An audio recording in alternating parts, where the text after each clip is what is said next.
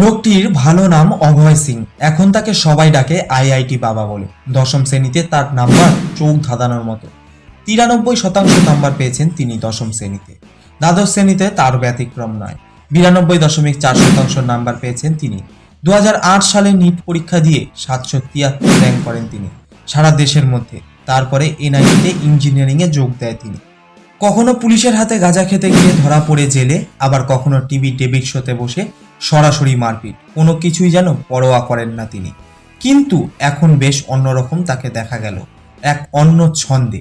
কুম্ভ মেলায় সাধুর বেশে তিনি নাকি সব কিছু ছেড়ে এখন মনের শান্তির জন্য মেলায় মেলায় সাধুর বেশে ঘুরে বেড়াচ্ছেন। আশ্চর্যজনক ঘটনা হলো, চ্যাম্পিয়ন্স ট্রফির ম্যাচ চলাকালীন মাত্র 2-3টে ম্যাচ হওয়ার পরই তিনি সরাসরি বলে দিয়েছিলেন অস্ট্রেলিয়া কাপ পাবে না, নিউজিল্যান্ড কাপ পাবে না, সাউথ আফ্রিকা কাপ পাবে না, কাপ পাবে ইন্ডিয়া। এবারও তিনি চাঞ্চল্যকর তথ্য দিলেন, যা আইপিএলকে কেন্দ্র করে।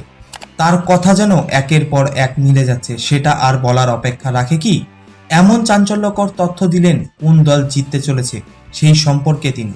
দর্শকরা শুনে হয়তো খুশি হবেন কোন দল এবার জিততে চলেছে, কিন্তু তারই আগে বলে রাখি, যদি চ্যানেলে আপনি নতুন দর্শক হয়ে থাকেন, চ্যানেলটিকে অতি অবশ্যই সাবস্ক্রাইব করে আমাদের পাশেই থাকুন। আপনি কি ভাবছেন ধোনির কথা বলেছে আইআইটি বাবা?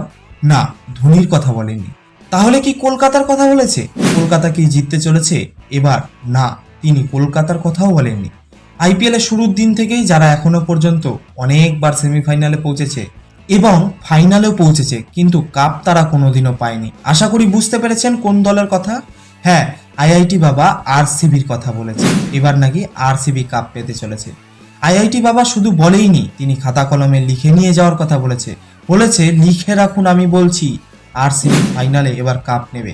ধোনির কপালে নাকি এবার কাপ নেই, এবং কোন দল রানার্স হবে সেটাও তিনি বলে দিয়েছেন।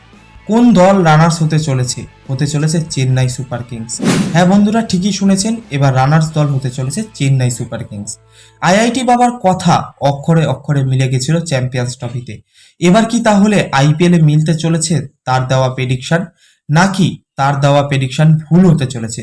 সেটা আপনারাই কমেন্ট বক্সের মাধ্যমে জানান।